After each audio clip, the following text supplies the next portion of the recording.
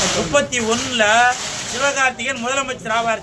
சொன்னோம்னா பட்டாசு வெடிக்குதா என்று தெரியுது. இல்லனா அதனாலதான் பட்டாசு வெடிக்கிறாங்க. இல்லனா பாருங்க வானம் வேற பொழியுது. இல்லனா என்ன பெட் இப்பமே சொல்லிக்கலாமா? என்னது இல்லனாக்கா இங்கதான் வந்து ஃபீல் கிளியர் உங்களுக்கு ஒரு வீடியோ ஒன்று பார்த்தோம்பா. அப்ப சும்மாதான்பா இருந்தா சார் வந்து அவர் சும்மா ஒரு பூஸ்டாப் ஏத்தி விட்டு ராவணம் அவன்டா பார்த்தாம அம்மாலா வேண்டா அப்படின்னு அந்த கொடியடியெல்லாம் தூக்கிட்டு பார்த்தாது. நீங்க தானே அது ஃபீல் கிளியர் வாங்க sir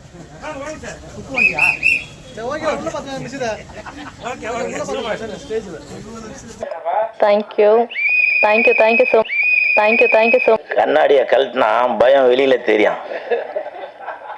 peppermint sir, you don't worry sir, I have little English sir. கருப்பு சொக்கா சார், ப்ரொடியூசர் சார், அவர் தமிழ் தெரியுமா? தெரியாது. ஓ, பெப்பர் ஆம்லெட், பெப்பர் பாகுந்தி. You don't worry sir, omelette put பெப்பர்னா when release I am there put all peppermint. நான் தியேட்டரில் போய் சில அலப்பறையெல்லாம் பண்ணுறேன்ல, அதுக்கும் அவர் தான் காரணம், அந்த எனர்ஜி. ஏன்னா நாளைக்கு ஒரு ரிசப்ஷனுக்கு போனோம், அந்த புக்கை எடுத்துகிட்டு போயிடுவேன். நான் பொய் சொல்ல மாட்டேங்க, இந்த நாக்கு உண்மையை மட்டும்தான் சொல்லலாம். நாளை மறுநாளும் இன்னொரு ஃபங்க்ஷன் இருக்குது, அதனால் producer sir give me one more bouquet, so 2 bouquet I give there. So thank you. ரசிகர்களுக்காக, டைரக்டருக்காக, இயக்குனருக்காக தான் வாழ்கிறவங்க அந்த கூல் சுரேஷ். இருங்க சார், இன்னும் பேசவே ஆரம்பிக்கல. விஜய் சாருக்கு கட்சியில் சின்னமாக இது கொடுத்துருக்காங்க. நான் காலையில் 6 மணிக்கு எழுந்துக்கிறது, வீட்டில் குக்கர் விசில் அடிக்கும். 8 மணிக்கு குப்பை வண்டி வந்து விசில் அடிக்கும். 10 மணிக்கு நான் பஸ்ஸில் போகும்போது கண்டக்டர் விசில் அடிப்பார். 12 மணிக்கு நான் படம் பார்க்கறதுக்கு தேட்டருக்கு வரும்போது ரசிகர்கள் என்னை பார்த்து விசில் அடிப்பாங்க. 3 மணிக்கு என் பையனை ஸ்கூல்லேருந்து கூட்டிகிட்டு வர போகிறப்போ அப்போ பிடி வாத்தியார் விசில் அடிப்பார். இப்போ கூட காதல் கதை சொல்லவா இந்த ஆடியோ ரிலீஸ் ஃபங்க்ஷனுக்கு நான் இங்கே வந்திருக்கப்போ நான் காரை ரிவர்ஸ் எடுக்கும்போது செக்யூரிட்டி விசில் அடித்தார். லெஃப்ட் வாங்க, எதுனா நீங்கள் தப்பு தண்டா ரோட்டில் எதனா பண்ணினீங்கன்னா போலீஸ் வந்து. அப்படி இந்த விசில் வந்து எல்லாத்துக்கும் பயன்படுறது. இதை வச்சு நான் வந்து விஜய் சாரை வந்து ஏதோ மறைமுகமாக ஏதோ சொல்கிறேன். அவர் வந்து என்னோட அண்ணன். அதுக்காக நான் டிவிக்கான்னு கேட்காதீங்க, எனக்கு ஒரு கட்சி இருக்குது, சிஎஸ்கே கட்சி, கூல் சுரேஷ் கட்சி. ஏன்னா என் பேச்சில் நீங்கள் மயங்கிட்டீங்க. அடுத்ததா பேச வரக்கூடியவர் வந்து அவர் தனியா இருந்தாலும் கும்பல்ல இருக்க மாதிரி தான் தெரியும். ஏன்னா தனியாலாம் வரமாட்டாரு, கும்பலா தான் வருவாரு. ஏன் வந்து கூட்டு வராரு அந்த கும்பல் அப்படின்னா, தன்னுடைய அந்த இருப்பை வந்து பகிரங்கமா வந்து காட்டிக்கொள்ள நினைப்பவர். இதை வந்து காம்ப்ளிமெண்டா அவருக்கு சொல்றேன். சில பேர் அதை வந்து பண்றதுக்கு தயங்குவாங்க. யார் என்ன வேணாலும் பேசுங்க, நான் இதுதான் அப்படின்ட்டு அவருக்குன்னு ஒரு பாதையை சூஸ் பண்ணி சார் வந்து பயணம் பண்ணிட்டே இருக்காரு.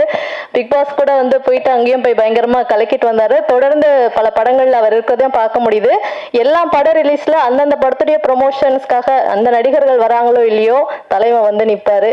அங்க வந்து நெகட்டிவ் ப்ரொமோஷன்னாலே அது வந்து நம்மளுடைய கூல் சுரேஷ் தான். ஆனா அவர் பேர்ல பாத்தீங்கன்னா கூல் அப்படின்றது மட்டும் இருக்கும். பட் கூலான நடிகர் ஏன் நெகட்டிவ் கொடுக்குறாருன்னா ரீச் ஆகும் அப்படின்றதால கொடுக்குறாரு அப்படின்னு நினைக்கிறேன். வாங்க, நான் நிறைய இன்னும் பயங்கரமா பேசுறோம் அப்படின்ட்டுலாம் நினைச்சேன். பட் உங்க அளவுக்குலாம் பேச முடியாதுன்னு நினைக்கிறேன். ஸோ கூல் சுரேஷ் அவர்களை பேசுவதற்கு அன்புடன் அழைக்கிறோம். இந்த படத்துல ஒரு முக்கியமான ரோல் வேற சார் பண்ணியிருக்காரு. வாங்க சார், அந்த கண்ணாடியை மட்டும் கழட்டிட்டு பேசுனீங்கன்னா. கண்ணாடியை கழட்டினா பயம் வெளியில தெரியும். மேடையில் அமர்ந்திருக்கும் அனைவருக்கும் வணக்கம். மேடையை நோக்கி அமர்ந்திருக்கும் உங்களுக்கும் வணக்கம். பத்திரிகை நண்பர்கள், ஊடக நண்பர்கள், இணையதள நண்பர்கள், பிஆர்ஓ புவன் வந்திருக்காரா, அனைவருக்கும் வணக்கம். மேடையில் பேசி கைத்தட்டல் வாங்குற அளவுக்கு நான் பெரிய பேச்சாளர் இல்லை. தயவு செஞ்சு நீங்களே ஒரு தடவை கைத்தட்டிடுங்க. இந்த கைத்தட்டல்கள் அனைத்தும் காதல் கதை சொல்லவா அந்த டீமுக்கு தான் போய் சேரும். இந்த படத்தில் இயக்குனர் நான் ஷூட்டிங் ஸ்பாட்டுக்கு போயிருக்கப்போ நடித்து காமிச்சாரு. இப்போ கண்ணாடியை கழட்டுறேங்க, அப்படி ஒரு நடிப்புங்க சார். நான் அன்றைக்கே உங்களுக்கு ஸ்பாட்லேயே சொன்னேன். அதனால தான் நேஷ்னல் அவார்டு நிறைய அவார்டு எல்லாமே கேரளாக்காரங்க வாங்கிட்டு போகிறாங்க. அப்படி ஒரு பர்ஃபார்மன்ஸு அதை நடித்து காமிச்சாரு. அந்த ஸ்பேனரு அந்த இதெல்லாம் அப்படி எடுத்து வைக்கிறதெல்லாம் இன்னமும் எனக்கு கண்ணு முன்னாடி அப்படியே இருக்குது சார். அவ்வளோ சூப்பராக அது வந்து இப்போ எப்படி நடிக்கணும் அப்படின்னு சொல்லி காமிச்சார். இங்கே தமிழில் வந்து பி வாசு சார் படத்தில் நடிச்சிருக்கேன், அவரும் அதே மாதிரி நடித்து காட்டுவார். விக்ரமன் சார் படத்துலேயே நடிச்சிருக்கேன். இவங்கெல்லாம் நடிக்கும்போது எப்படி நம்ம உணர்ந்தோமோ அந்த மாதிரி ஒரு டைரக்டர் வந்து சனில் சாரா, அவர் வந்து சின்ன டைரக்டரா பெரிய டைரக்டரா என்னன்னு தெரியாது. ஆனால் அவர் அந்த ஷூட்டிங் ஸ்பாட்டில் அவர் நடித்தது அப்படி இன்னமும் என் கண்ணு முன்னாடி அப்படியே இருக்குது. அவ்வளவு பிரமாதமாக பெர்ஃபார்ம் பண்ணி அதை இது பண்ண, நான் அதில் ஒரு 10% தான் எனக்கு தெரிஞ்சு நடிச்சிருப்பேன். அவ்வளவு சூப்பராக பெர்ஃபார்ம் பண்ணியிருந்தார். அவருக்கு என் மனமார்ந்த வாழ்த்துக்கள். அதே மாதிரி peppermint sir, you don't worry sir, I have little English. இல்லை இவர் வணக்கம் சொல்கிறார், அப்போ அவர் பெப்பர்மெண்ட்டா இவர் பெப்பர்மெண்ட்டா? கருப்பு சொக்கா தான் பெப்பர்மெண்ட்டா? அப்போ வெள்ளை சொக்கா அவர் ஏதோ தமிழ் இங்கிலீஷ். சார் கருப்பு சொக்கா சார் ப்ரொடியூசர் சார், அவர் தமிழ் தெரியுமா? Oh, peppermint means pepper omelette, pepper பாகுந்தி. ஓ அது அப்போ என்ன சொல்லுவாங்க ஹிந்தியில? பகுத் அச்சா. You don't worry sir, omelette put பெப்பர்னா பகுத் அச்சா. Wait and see, when release I am there, put all peppermint. Okay, so don't worry, I will support. என்னது தமிழில் பேசவா? ஸோ அப்படி இந்த படத்துக்கு கண்டிப்பாக ஒரு மிகப்பெரிய வெற்றியை இந்த படம் வந்து கொடுக்கும். அதே மாதிரி நக்குல் பிரதர் இப்போ என்னை பார்த்தவொன்னே சொன்னார், ரொம்ப ஸ்மார்ட் ஆகிட்டீங்க அப்படின்னு சொல்லி சொன்னார். அதற்கு காரணம் நக்குல் தான். ஏன்னா பொய்யிலாலப்பா, வீடியோவில் ஆதாரத்தில் இருக்குப்பா. அவர் வந்து சொன்னார், அதுக்கு காரணம் வந்து அவர் தான். ஏன்னா பாய்ஸ் படத்தில் அவர் எப்படி இருந்தாரோ இப்போ எப்படி இருக்காரு பாருங்க. ஸோ இதெல்லாம் வந்து நான் ஜிம்முக்கு போகும்போது யோசிச்சு பார்ப்பேன், அப்படி இருந்தார் இப்போ இப்படி இருக்காரு. ஸோ அவர் எனக்கு ஒரு இன்ஸ்பிரேஷன் தான். இப்போ கூட சாங்கில் பார்த்தேன், இப்போ சமீபமாக நான் ஆடியோ ரிலீஸ்க்கெல்லாம் கோட்டு ஷூட்லாம் போட்டு வரேன், பார்த்துருப்பீங்க. அதுவும் ஒன் ஆஃப் த யூ தான் காரணம்.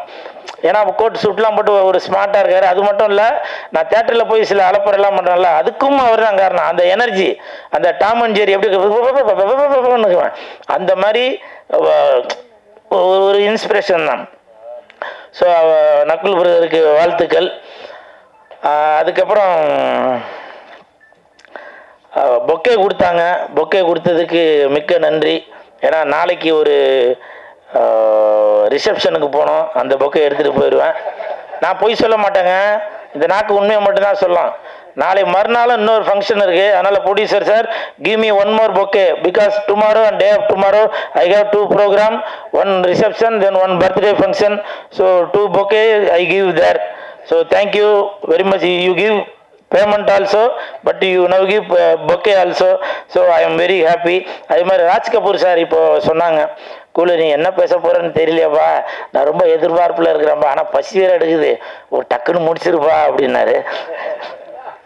சார் உங்களுடைய சூழ்நிலையை கருதி நான் வந்து சீக்கிரமாக முடிச்சிடறேன் சார், சரிங்களா? ஏன்னா எப்போவுமே கூல் சுரேஷ் வந்து உங்களுக்காக வாழ்கிறவன் தான் கூல் சுரேஷ். கூல் சுரேஷ்காக கூல் சுரேஷ் வாழ்றதில்ல, ரசிகர்களுக்காக, டைரக்டருக்காக, இயக்குனருக்காக தான் வாழ்கிறவன் தான் இந்த கூல் சுரேஷ்.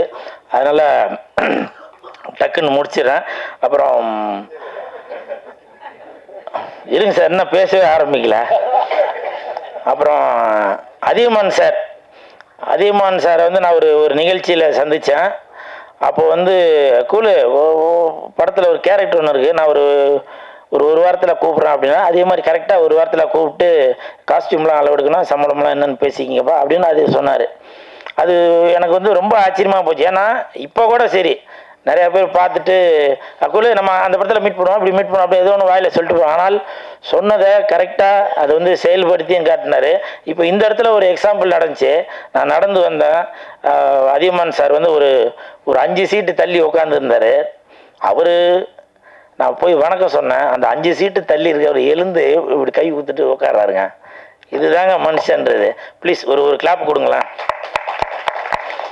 இல்லை இந்த பண்பு சொல்கிறேன். அதனால தான் அவர் இந்தி படத்தில் போய் சல்மான் கான் ஷாருக் கானை வச்சு கூட படம் எடுத்திருக்காருன்னு நினைக்கிறேன். அந்த பண்பு தான் இன்னைக்கு பாருங்க. நான் ஒரு சாதாரணமானவன், எனக்கு எழுந்து நின்றுலாம் கை கொடுக்கணும்னு அவசியம், ஹலோ அப்படின்னு சொல்லிட்டு போயிருக்கலாம். ஆனால் அந்த பண்பு பார்த்தீங்களா சார்? கே.எஸ். அதியமான் சார், நீங்கள் அதியமான் மட்டும் இல்லை, அசராத மான், அன்பான மான், பண்பான மான், பாசமான மான். நீங்கள் போயிருக்கீங்க அந்தமான், அதனால தான் இந்தி நடிகரை இயக்கி இருக்கீங்க சல்மான். உங்களுக்கு என் மனமார்ந்த வாழ்த்துக்கள். அப்புறம் படத்தோட பேர் பார்த்தீங்க காதல் கதை சொல்லவா. நான் ஒரு கதை சொல்லவா? இது என்ன கதைன்னா, நான் என்னோட முதல் படம் வந்து காதல் அறிவதில்லை. என் தலைவன் டிஆர் ஐயா அவர்கள் இயக்கி இசையமைத்த படம். அந்த படத்தில் வந்து ஒரு பாட்டு ஒன்று வரும், விரலை வச்சா விசில் வரும், கண்ணை செஞ்சா காதல் வரும், விரல் விசிலு அப்படின்னு ஒரு பாட்டு ஒன்று வரும். அப்போது என்னோட பைக்கில் 2 கண்ணு வச்ச பைக் அது. ஒரு சைடில் வந்து விரல் விசிலு அப்படின்னு போட்டிருப்பேன், இந்த பக்கமும் கண்ணை செச்சா காதல் வரும் அப்படின்னு சொல்லி அது போட்டிருப்பேன். அது அந்த நேரம் அப்படி ஒரு பந்தாவாக அப்படி இது பண்ணிகிட்டு இருந்தேன். அந்த விசில் இப்போது விஜய் சாருக்கு கட்சியில் சின்னமாக இது கொடுத்துருக்காங்க. அவருக்கு மனமார்ந்த வாழ்த்துக்கள். இப்போ உங்களை பொறுத்த வரைக்கும் அது வந்து கட்சியில் சின்னமாக கொடுத்துருக்காங்க விஜய் சாருக்கு. இப்போ கூட நான் இந்த காதல் கதை சொல்லவா படத்தில் நான் ஒரு கதை தான் சொல்கிறேன். ஆடியோ ரிலீஸில் இதை கண்டிப்பாக சொல்லி ஆகணும். இது வந்து ஒரு சின்னமாக இருக்கும். ஆனால் நான் காலையில் 6 மணிக்கு எழுந்துக்கிறது, வீட்டில் குக்கர் விசில் அடிக்கும். 8 மணிக்கு குப்பை வண்டி வந்து விசில் அடிக்கும். 10 மணிக்கு நான் பஸ்ஸில் போகும்போது கண்டக்டர் விசில் அடிப்பார். 12 மணிக்கு நான் படம் பார்க்கறதுக்கு தேட்டருக்கு வரும்போது ரசிகர்கள் என்னை பார்த்து விசில் அடிப்பாங்க. 3 மணிக்கு என் பையனை ஸ்கூல்லேருந்து கூட்டிகிட்டு வர போகிறப்போ அப்போ பிடி வாத்தியார் விசில் அடிப்பார். இப்போ கூட காதல் கதை சொல்லவா இந்த ஆடியோ ரிலீஸ் ஃபங்க்ஷனுக்கு நான் இங்கே வந்திருக்கப்போ நான் காரை ரிவர்ஸ் எடுக்கும்போது செக்யூரிட்டி விசில் அடித்தார். லெஃப்ட் வாங்க, லெஃப்ட் வாங்க அப்படின்னு சொல்லி சொன்னார்.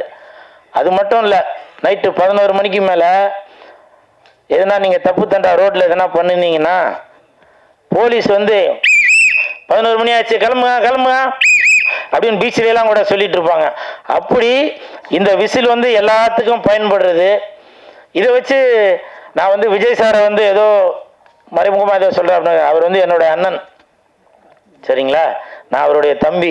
தயவு செஞ்சு நீங்கள் ஏதோ இன்டெரக்டாக வேறு எதுவும் போட்டு விட்டுறாதீங்க. ஏன்னா நான் எது பேசினாலுமே அது இப்போ கூட இந்த தங்கச்சி சுமையாக என் தலையில் சுமையை வச்சுட்டு போயிட்டோம்மா. நான் ஏதோ ரிவ்யூ கொடுக்குறேன் நல்லா கொடுக்காது சொன்னால் அவர் நெகட்டிவாகவே கொடுத்துட்டு போகிறாரு அப்படின்ட்டீங்க. அந்த மாதிரி நான் எப்போவுமே விஜய் சாருக்கு சப்போர்ட்டாக உள்ள ஆள் தான். அதுக்காக நான் டிவிக்கான்னு கேட்காதீங்க.